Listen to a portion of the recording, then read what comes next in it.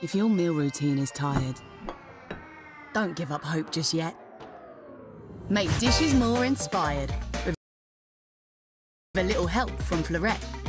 Pasta, make it a salad. Breaded fish, it's in the bag.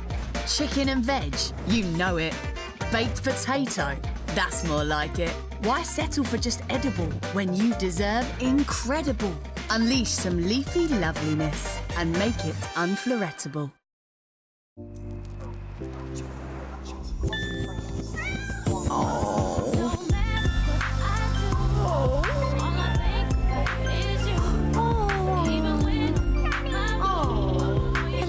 Live your best phone life on the UK's fastest 5G network, 3. Join me, Clara Amfo, for ITV Studio Sessions, a new series showcasing music's brightest talents. Here at the O2, they'll perform their greatest hits, new songs and a favourite cover, and chat to me about their inspirations and life in the spotlight. ITV Studio Sessions, available now on ITVX.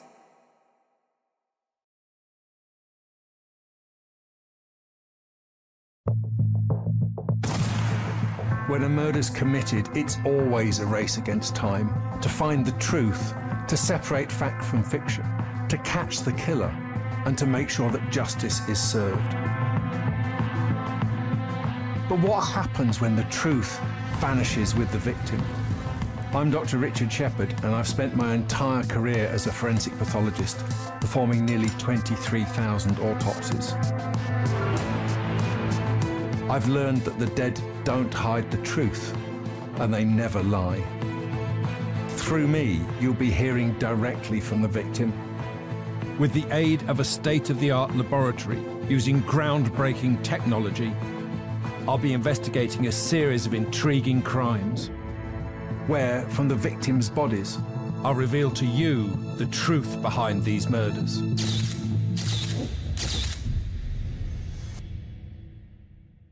On the 10th of June 1994, Linda Curry was found dead at a home in San Clemente, California. But doctors didn't know why she died. It would be 20 years before the truth was finally discovered.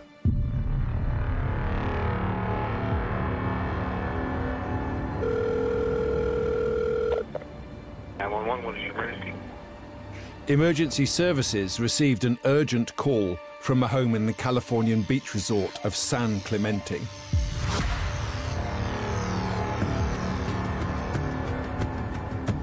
They got a 911 call that a person was down. 50-year-old Linda Curry was struggling to breathe. Paramedics raced to the scene. They arrived at the house and they found Linda in the master bedroom on the bed with vomit on the bed with her. She had no heartbeat, no breathing. Linda was rushed to a nearby hospital.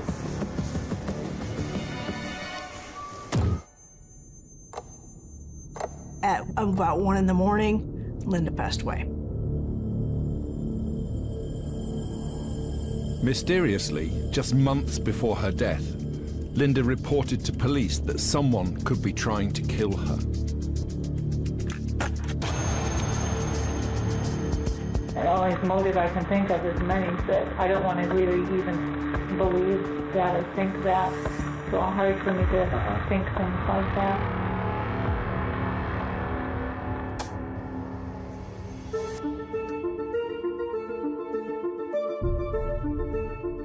Linda Curry's troubles began in the summer of 1993. She was struck down by an unexplained illness. For a year prior to her death, she was sick or had symptomology of diarrhea, vomiting, nauseousness. Linda's friend, Mary Seabold, was often at her side. She was in and out of a couple hospitals. Her stomach was bothering her. I saw her in between 2 hospital visits, and she was noticeably shaky. Just her hands would just shake like she had Parkinson's disease or something. Linda had gone to every doctor. She was going to a gastrointestinal. She had tests done, she had scopes done, she had blood tests done. The doctors didn't know the root cause of it. They could never determine it. For those who knew Linda, her sickness seemed out of place. Linda was a relatively healthy person, ate a lot of food and never gained any weight. She was active, she was peppy, always doing something, and seemed to always have energy. She was impeccably dressed at all times. She was like a fashion model. She had a perfect house and the perfect person to have as a friend. Mary said that they were like long-lost sisters from the very beginning when they first met. Linda and I were both Southern California Edison employees. She was in the bookkeeping department, and I was in the customer service telephone center. And we met in the break room because we both ate like crazy people when we were young, and we would always cook big pizzas in the oven and have them for break and make all the other girls jealous. And that was really our first connection, was over food and pizzas in the microwave oven. Anyone that knew Linda would say that she was the nicest, most fun person in the world. She always had a smile on her face. She would do anything for anybody. She would give you the shirt off her back. She just didn't talk badly about people, and it just was an all-around good person, just a good person. Everyone loved Linda.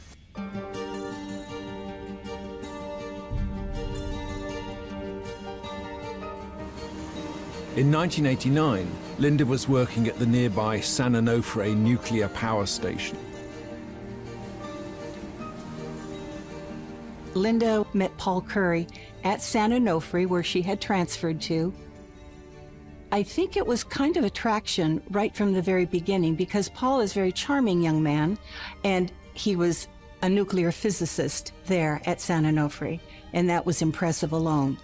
Their friendship started, and then ultimately they started dating. People that he worked for described him as extremely intelligent.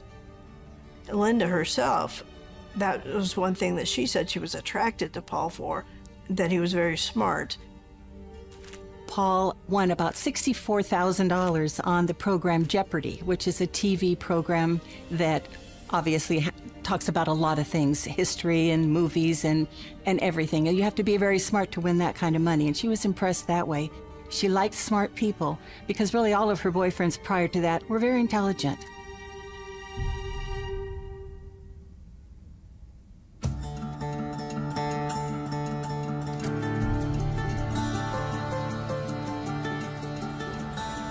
Soon, the couple got married in Las Vegas. Linda was 48 and Paul was 35. My husband and I met him a couple times, actually went to their house, and when we walked in, he was actually seated at the piano. And he just went right for it, and he played like he just was Liberace. It was, again, impressive. He had these things he could do that just blew you away, and that was one of his gifts. He had, maybe not the best looks in my book, but he could be charming and funny and bright, and all those things were things that attracted Linda.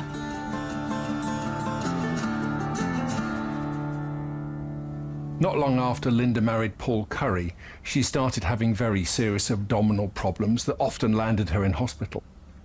Now, the causes of diarrhea, vomiting and abdominal pain are very difficult to diagnose, and in Linda's case, the doctors couldn't work out what was wrong with her. Linda worked at a nuclear power plant where she could have been exposed to radiation. So one possibility they considered was that she might be suffering from radiation sickness. Nausea, vomiting and diarrhea are all symptoms of radiation sickness.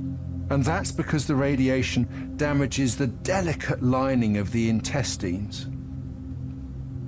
But all the tests came back negative, leaving doctors still baffled as to what was making Linda so sick. There was something troubling her friends too. It was about 3 or 4 months into their marriage, and Linda called me one day, and she says, Paul wants me to have $1 million life insurance policy taken out. Lynn, I said, you're going to have $1 million life insurance policy taken out on him as well? And she said, well, you know, what Paul says is since I'm several years older than him, it really isn't necessary since he's a younger person, so we're just going to take the policy out on me. I said, words I can't even say, are you kidding me? That's crazy, Linda. That's crazy. He felt that because her house in San Clemente was so expensive, that he needed a safety net in case something were to happen. Why did she have such a large life insurance policy when she didn't really have any debt except for her mortgage? It was always Paul says, Paul says. That was the first time a red flag went up for me. But there were yet more to come.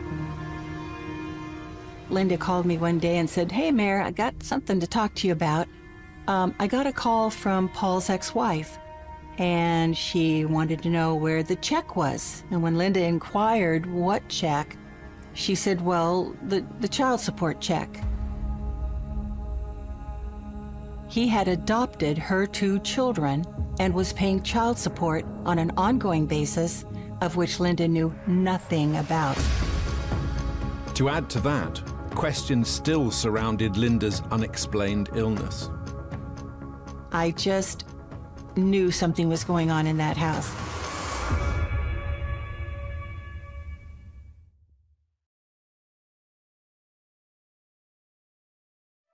We're leaving now! Be good! We will! We've got Wi-Fi! I'm Agnes, and this is the Box of Shame podcast. Where's the ladle? Oh, seriously? It's been 15 seconds! Let them have their fun. Enjoy a full house, fully connected. Get Sky Broadband with speed and Wi-Fi guaranteed or money back. La lune est libre, je crois, qui rayonne au-dessus, rayonne au-dessus des toits. La lune est libre, bien plus libre qu'on ne le croit. Elle fluctue de ça et là. Book in the Hotels.com app to find your perfect somewhere. Hi, can I help you? Maybe. I'd like to look at Dolce & Gabbana, Versace, Burberry, Ray-Ban, Purcell, Oakley, Costa, Michael Kors, and Ralph Lauren. What colors? Sunglass Hut. Find every shade of you.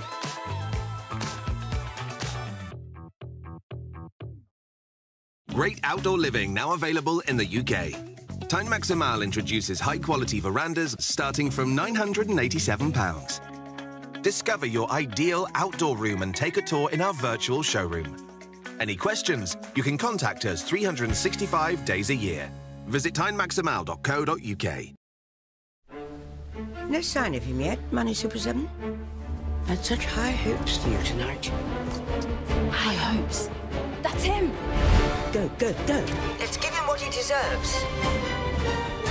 Your rewards from Money Supermarket. You're gonna love them. Welcome to the Super Save Club. She's your next. Break a leg. The Super Save Club from Money Supermarket. It's seriously rewarding.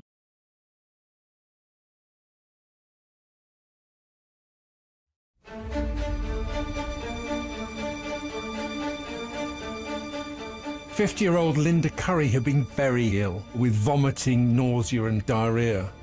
Linda's friends suspected her husband, Paul, was somehow behind it. His high living had put the couple in serious debt, and he'd tried to take out a $1 million life insurance policy in her name. Linda had also discovered that Paul had hidden payments to stepchildren. She didn't know he had. To make amends, Paul took his wife on a cruise. While they were on the cruise, there was an outbreak of hantavirus, and many people, including Paul and Linda, were ill. The symptoms were nausea, vomiting and diarrhea, just what Linda had had before. Now, most people got over it in a day or two, and indeed, Paul recovered quickly. But Linda ended up in hospital for several weeks, gravely ill. And then her symptoms simply disappeared, leaving doctors once again none the wiser. But months later, Linda's sickness returned. I went to see her at her home in San Clemente, and I remember her hands shook like a 90-year-old woman. I said, Linda, what's wrong with your hands? And she goes, I don't know, I just kind of am shaky lately. Linda revealed more to her friend. She said, I just want you to know that if anything happens to me, I'm not going to be committing suicide, just know that. And you may want to look into it if anything happens to me. And again, another red flag.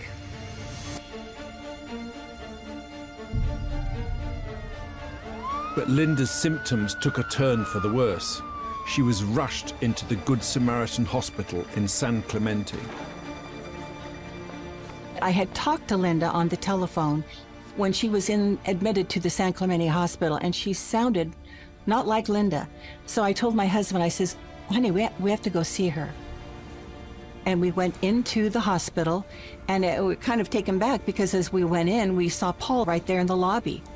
And of course said, hi, Paul, how you doing? Oh, I'm okay. I wish Linda was feeling better. And I said, are we able to see her? And he goes, I think you can. When I walked in and I saw Linda in that bed, she was laying back, her eyes were closed, she had no color in her face, and it looked like death warmed over. And it was just hard to even get her to speak or whatever. I think she knew we were there. I'm not sure. Hardly said anything. And as we left, it was such an emotional thing. I said, Paul, do you mind if we just crash at your house? And so we ended up spending the night.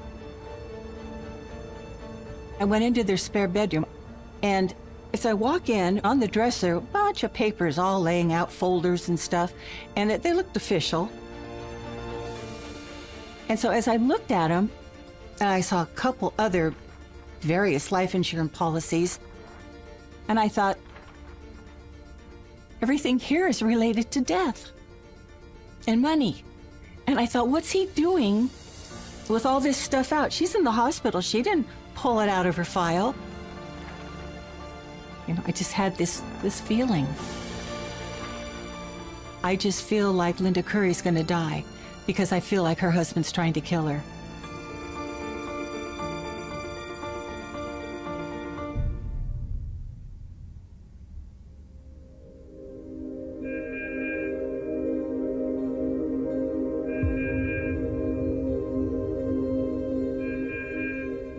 The nurse at Samaritan Hospital heard an IV alarm go off and went to Linda's room and found that the IV bag, the liquid appeared to be cloudy and the bag appeared to be puffy or expanded.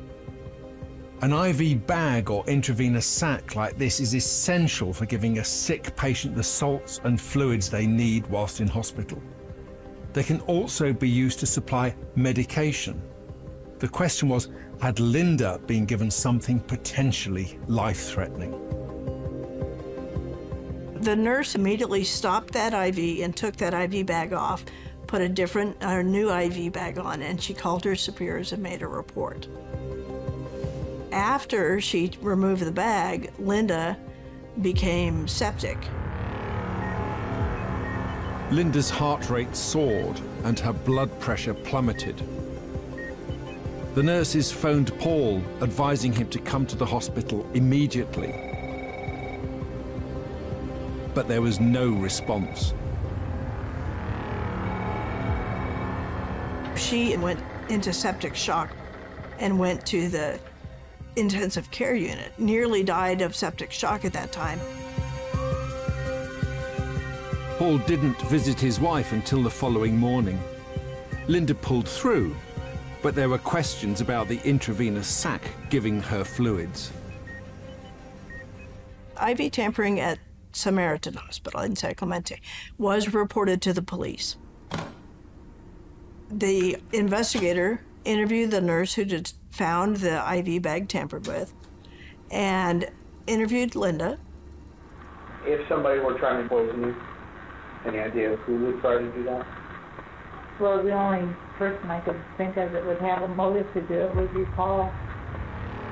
The only motive I can think of is many, that I don't want to really even believe that or think that. It's so hard for me to think things like that.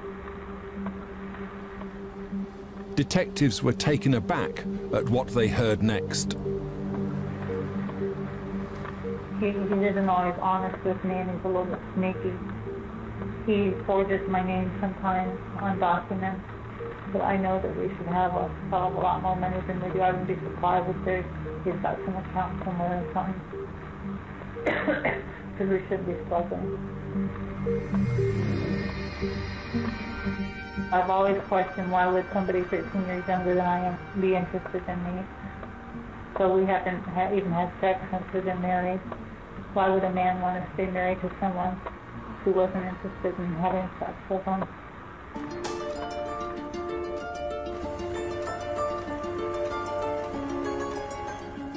Tests revealed the bag contained a drug Linda hadn't even been prescribed.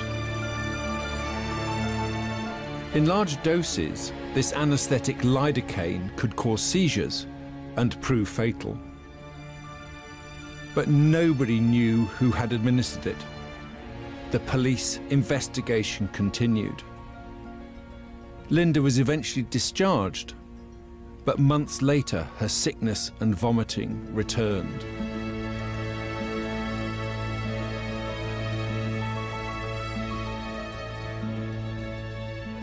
After the IV bag incident at Samaritan Hospital, Linda and Paul both decided that she would go to a different hospital so that there would be no problems. So anytime she went to the hospital, she went to Mission Hospital in Mission Viejo. In New Year's Eve, she was sick again. The nurse was walking down the hallway. Paul passed her and told the nurse she's okay, and he left the hospital. The nurse then went into Linda's room, and she thought the IV looked suspicious. The port on the IV bag at Mission Hospital was actually broken. She found an injection mark in one of the ports, and she knew that there was nothing ordered for her, so there shouldn't be an injection mark in there. So she felt it was suspicious, stopped the IV, put a new IV bag up, and made a report. After the second time that Linda was in the hospital and the IV bags were tampered with, I truly felt that something was happening to her in her own home that she was unaware of. At Samaritan Hospital, Paul's the only person in the room. Mission Hospital, 15 miles up the road, no similar staff, no similar visitors. Paul's the only one. So we have 2 different hospitals, 2 different nurses, and the only common denominator is Paul. Paul was interviewed by detectives about both incidents.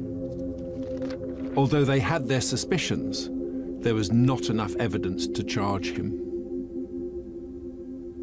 After Linda was out of the hospital, I actually had a conversation with her that was honest and truthful. And I said that I really thought, Linda, that Paul was trying to kill her. There were just too many red flags that I saw and that she saw that I couldn't account for. And, you know, she's still kind of just wanting to think the best, but probably knowing there's something going on. And he's the person that's making it go on. Linda's friends hatched a plan.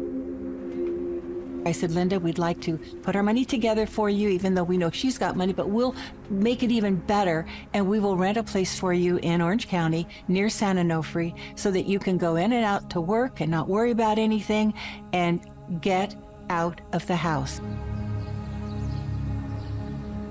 She said, okay, Mayor, I'll do it. And I was so happy she's going to do it. And the next day, the very next day, she called me and said, Paul's too good of a husband. I can't do it.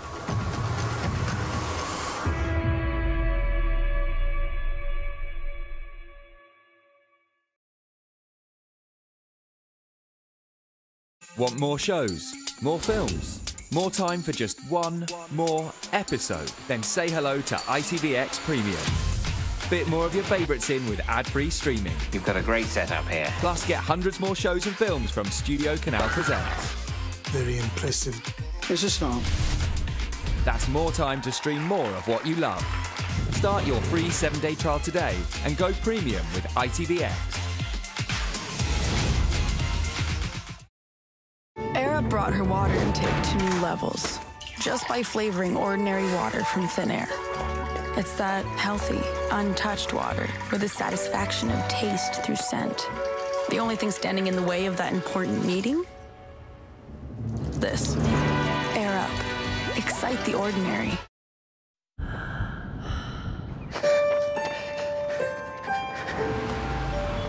Sweat and tears, vital parts of life. Sweat cools us down when things get heated. And tears free our feelings into the world. So for the twists and turns of life, don't just hydrate your body. Hydrate your mind. At Funky Pigeon, choose a personalised birthday card from just £1.89. For every kind of birthday, it's got to be. FunkyPigeon.com. Residue builds up wash after wash. Look at all that dirt. Up to 500 grams a year can form. Use Calgon 4-in-1 in every wash to protect your machine from limescale, rust, residue and odour build-up. Washing machines live longer with Calgon.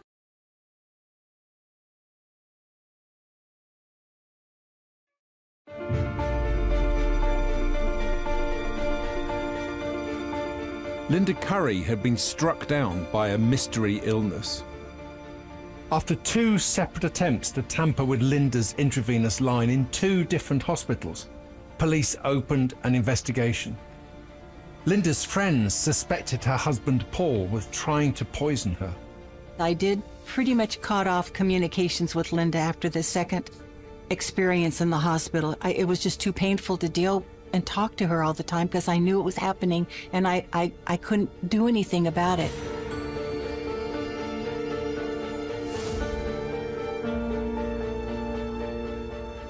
I got an email from Paul at work and it just said, "Mary, I'm really worried about Linda.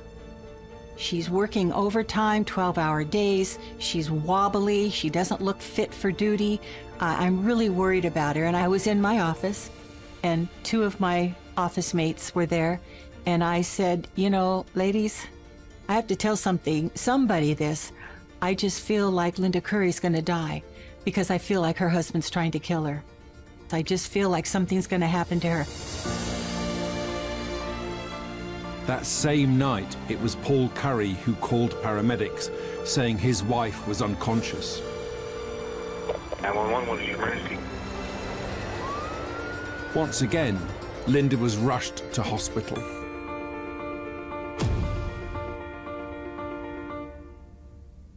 My husband and I are at a conference the very next day, and I'm in the room waiting to go to the next session, and he comes in and says, "Mary, Linda Curry died." And that's when I found out. Linda passed away at the hospital of undetermined causes. So she had an autopsy at the Orange County Coroner's Office. And the autopsy was inconclusive because they couldn't find a cause of death, and it became pending. But Linda's autopsy did reveal something intriguing. Hidden from view behind the right ear was a small mark. There was a suspicion that this was the puncture wound from a needle.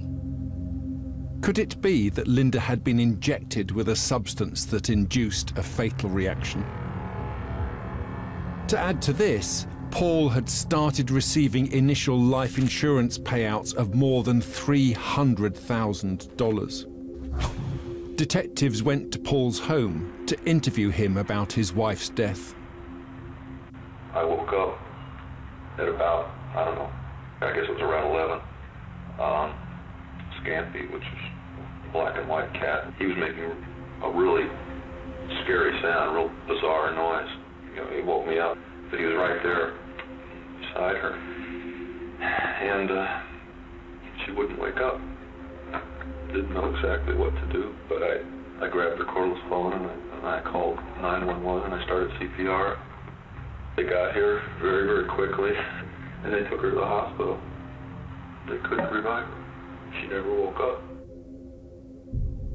But Paul seemed more evasive when asked how much he'd benefited from Linda's death.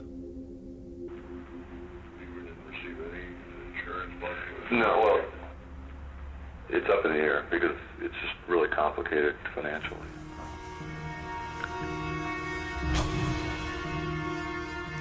As the police investigation continued, Paul hastily prepared Linda's funeral. I really will remember that funeral. It was really something. There was a lot of people there, and I can remember standing outside in kind of an open area, and Paul was inside in the funeral home, and he was just standing there all by himself. Nobody around him, and it was so strange because I think by now there was enough rumor out there because people had heard about the IV bags, and the word spreads. And then Paul sat in the front row, and I remember he used to say Linda is his angel, and I gave the eulogy, and I had an angel that I bought, and I wanted to continue to be friends with him because I wanted to make sure he got caught for what he did, because I knew he killed her. And I gave the angel to him in this eulogy, and so that he would think that I still didn't have any suspicions for him, which I totally did. Paul's acting like the remorseful husband, it was just a drama. It was an unbelievable drama in the worst sense. Nobody consoling him. So I think everybody thought he probably murdered her, even though there was no proof.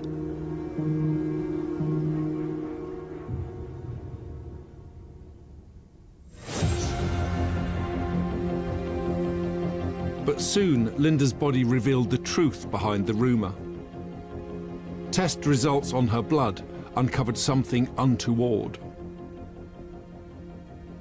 Toxicology showed that Linda had in fact died from nicotine poisoning. Nicotine is a powerful stimulant of many of the nerves of the body. High doses, it's very toxic.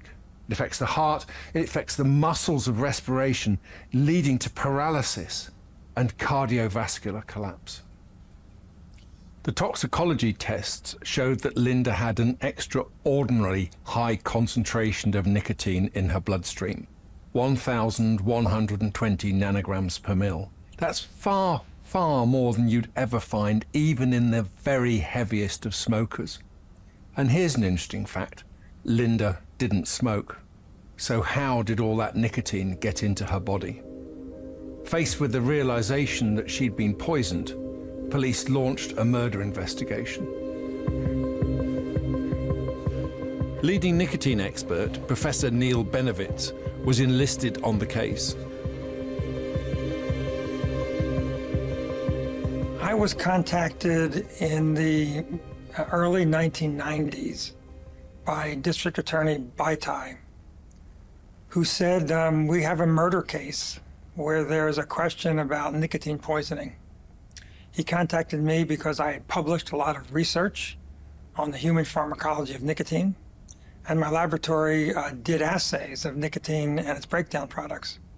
So he first contacted me saying, can your laboratory confirm tests that other laboratories have done showing there was high levels of nicotine?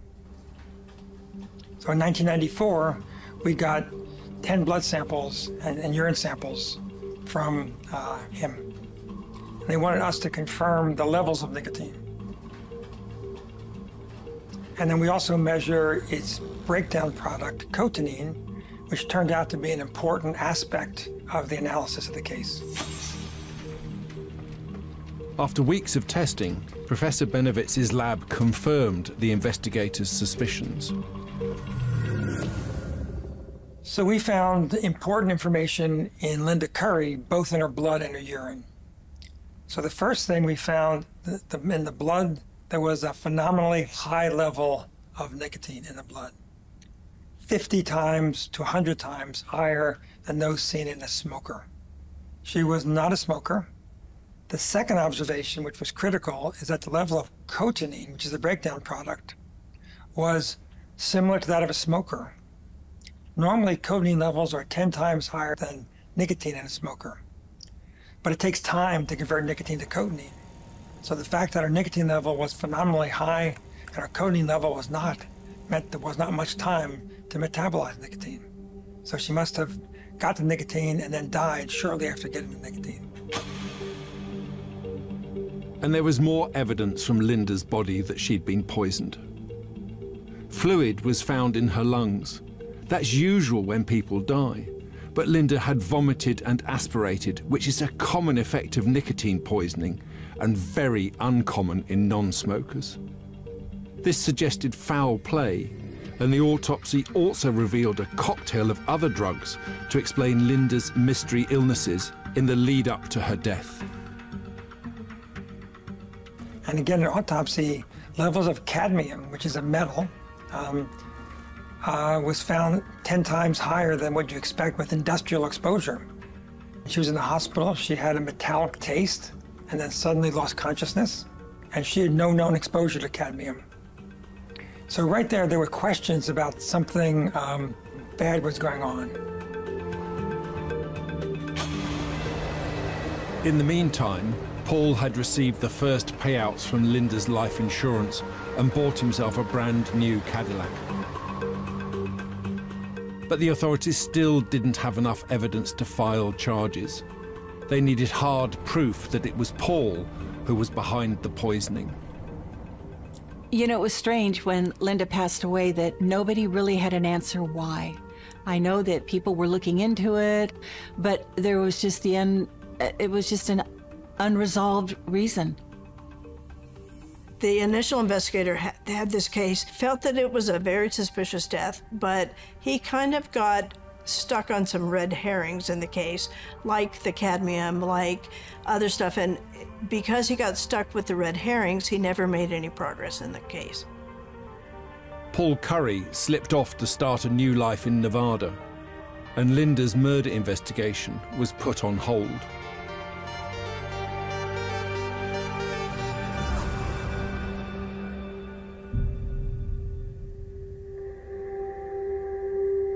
Sergeant Yvonne Schull of the Orange County Sheriff's Department would reopen the case.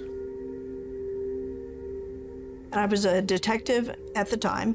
I was working in the cold case unit, and my sergeant at the time brought the case to me and asked me to look at it. He told me that a detective who had retired had the case in his garage for several years, and he brought it back to the Sheriff's Department as an unsolved. So I went upstairs with the case number and pulled every forensic report that was done. So I pulled all of those and took them downstairs to read them. Yvonne had the toxicology results reviewed to see what more Linda's corpse could reveal about her killing. In the meantime, something else drew the investigators' attention. My decision was to listen to all of the tapes and try and make a decision on could we work the case, yes or no. While I was listening to the interview, the investigator asked Linda, if somebody was trying to kill you, who would it be? Well, the only person I could think of that would have a motive to do it would be Paul. And the only motive I can think of is money. And at that time I thought, wow, she's talking to us from the grave. She's telling us Paul did this and it was for money. So let's look further into the case.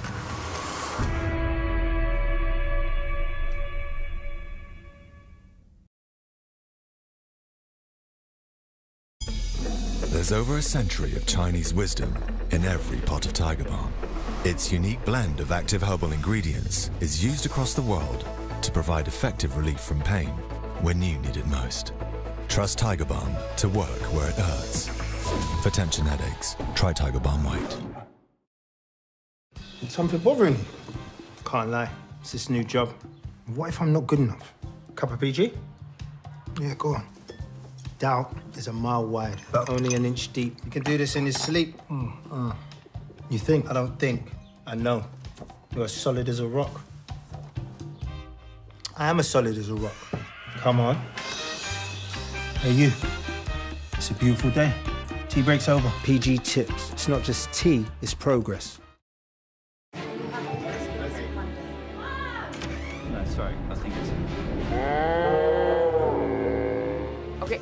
Oh, Dad, can you come When everyone's home, EE Work Mode prioritizes your broadband for working from home.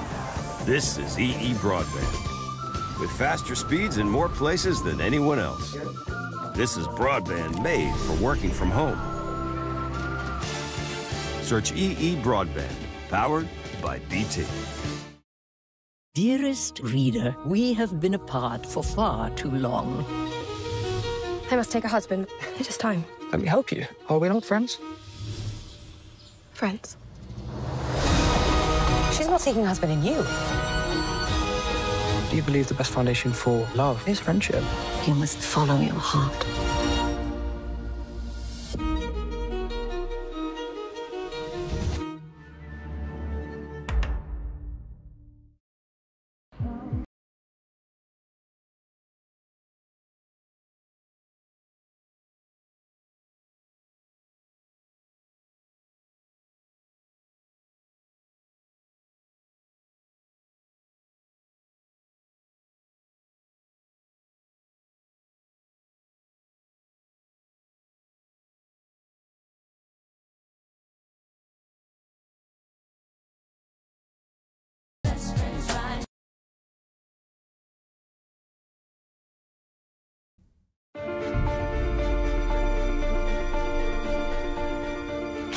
Eight years after Linda Curry's 1994 murder, the Orange County Sheriff's Department reopened their investigation. Linda's autopsy revealed she'd been poisoned by a fatal dose of nicotine. The prime suspect was her husband, Paul, but the cold case unit had to prove he was behind Linda's demise. We had no scene, but because it's a homicide, because it's an unsolved homicide, all of the toxicology samples are kept. And so I could request further toxicology be done on samples from the autopsy. There was another twist in this tale. Further tests showed a toxic level of Ambien in her system, a drug used to treat insomnia. I was concerned at the time that she was maybe overdosed on Ambien, which I could never find a prescription for Linda for Ambien. So was Ambien the true cause of Linda's death? So I was kind of concerned about that when I first started working the case. What I found out is later, when I talked with the toxicologist, is her level was high for Ambien, but the Ambien did not kill her. With Ambien ruled out, investigators turned back to nicotine as the agent of Linda's poisoning. I'd never heard of nicotine poisoning before. I never knew so many types of nicotine existed. When I met the expert on nicotine, Dr. Neil Benowitz in San Francisco, he educated me on nicotine. You could purchase it from a commercial source because nicotine is used as a chemical for research. It's used in different smoking cessation products. So it's conceivable someone could buy it. The easiest way actually is just to make a tea with tobacco leaves.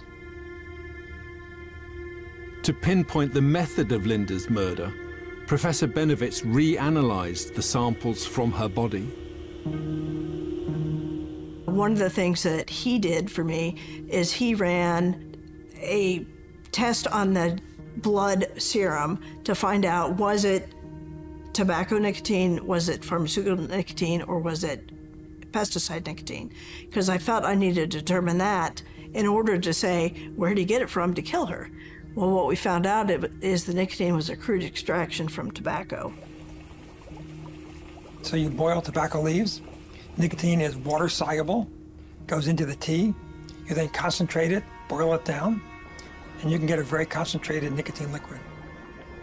And her husband, Paul Curry, was a nuclear physicist, and he was thought to be a genius. And I think this was thought to be a genius idea of how to get nicotine and kill someone without being detected. A co-worker of Paul's told me that Paul used to brag that he knew how to kill someone without the police ever knowing. He could grow flowers of different colors by adding different things into the soil.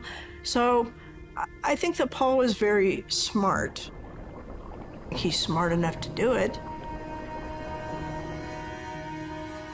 If Paul Curry concocted a crude form of liquid nicotine, how did he poison his wife with it? Perhaps the answer could lie in the strange puncture mark found behind her ear at the autopsy.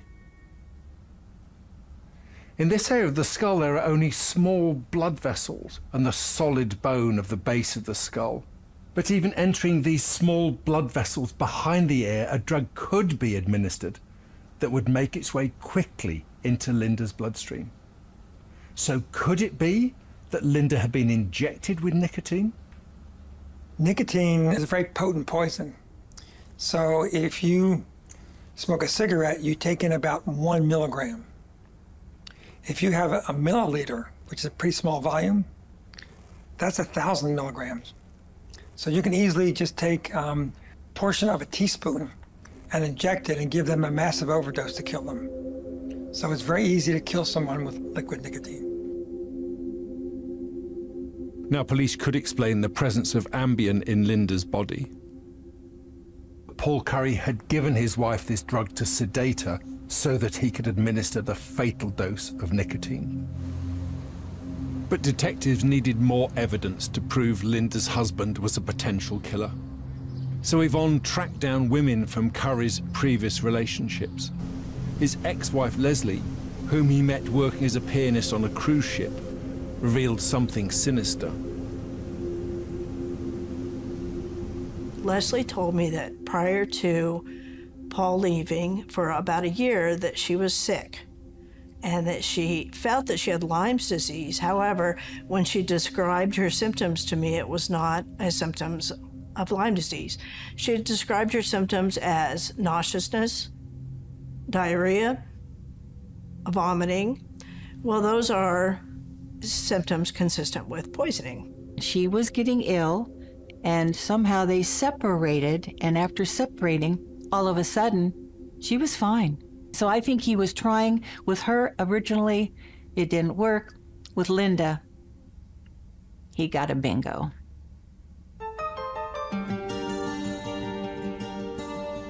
Paul wanted Leslie to get life insurance, and she applied for life insurance, but she was denied the life insurance.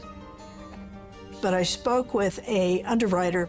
What he told me was that the most common reason for people to be denied life insurance is because they test positive for nicotine in their blood test and have written that they are a non-smoker. Well, Leslie told me that she's a non-smoker and that she answered no to the nicotine question. Now, police suspected Curry's previous wife was a victim of nicotine poisoning. Detectives delved deeper into his past. When I started looking into Paul's background, I found that his background was all fake. He said he had a college degree from Columbia University, but that was incorrect. It was a mail order degree from Columbia University of Louisiana. Curry's claim of being a qualified nuclear physicist was a complete fraud. And his account of the night Linda died didn't stack up either.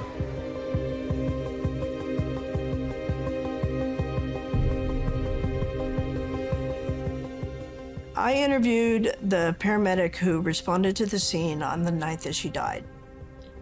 When I spoke with the paramedic, he told me that he felt that Paul was aloof. She wouldn't wake up. Didn't know exactly what to do, but I grabbed her cordless phone and I called 911 and I started CPR. He says that he started CPR. According to the paramedic, CPR was not being done when he arrived. After building her case against Curry over 7 years, Yvonne tracked him down to his new home in Salina, Kansas. She brought him into the local sheriff's office for questioning.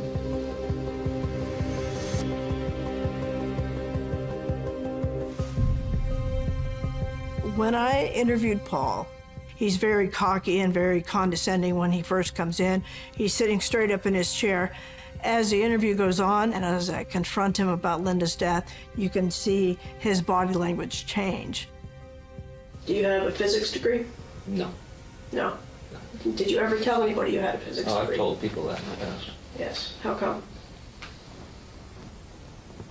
Self-inflation. Bragging. Now, Curry himself had admitted he was a fraud. I know that you got a substantial amount of money from life insurance. It just seems to me that your financial benefit on Linda's death. Yvonne questioned him about the evening Linda died. And what I found out from Paul is that she came home from work. They were the only people in the house. Nobody broke into the house. There was nobody living in the house except them. In the end, Paul Curry sealed his own fate. When interviewed by the police, he was adamant he had been alone with Linda in the 6 hours before her death. The dose of nicotine she had received would have killed her within half an hour. And so, by his own admission, he was the only person who could possibly have poisoned her. Then I pull out my badge and tell him, "You're under arrest for the murder of Linda Curry.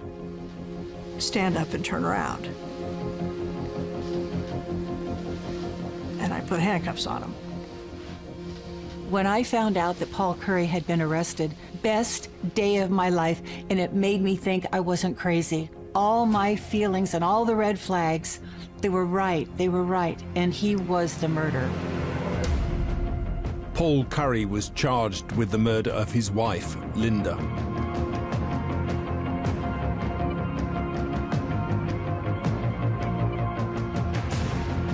He finally faced justice in a 3-week trial at Orange County Superior Court. He was found guilty of murder for financial gain and insurance fraud, and sentenced to life without the possibility of parole in California State Prison. When I heard what the jury came back with, and they were also like smiling at me almost, I was elated. He's an evil person. He doesn't deserve to see life out of prison because he would do it again, and he'll find some victim like Linda that's easy prey. This is one of those cases that could very easily have been a cold case forever. The guy was a pianist on a cruise ship. He was a nuclear physicist. He was a chameleon. You don't know what he's going to do next, but he's smart enough to carry it off. He's got to stay in prison the rest of his life. He has to. For almost 20 years, Linda Curry lay dead, while her husband spent her money and carried on with his own life. The evidence in Linda's body would eventually catch him out. There was the toxicology report showing how he sedated her with one drug, the injection mark behind her ear where a fatal dose of another drug, nicotine, was administered. And the only person who could have done that was Paul Curry, for money. But when the truth hidden in her body was revealed, he could no longer escape justice, and the jury had no doubt that he had killed her.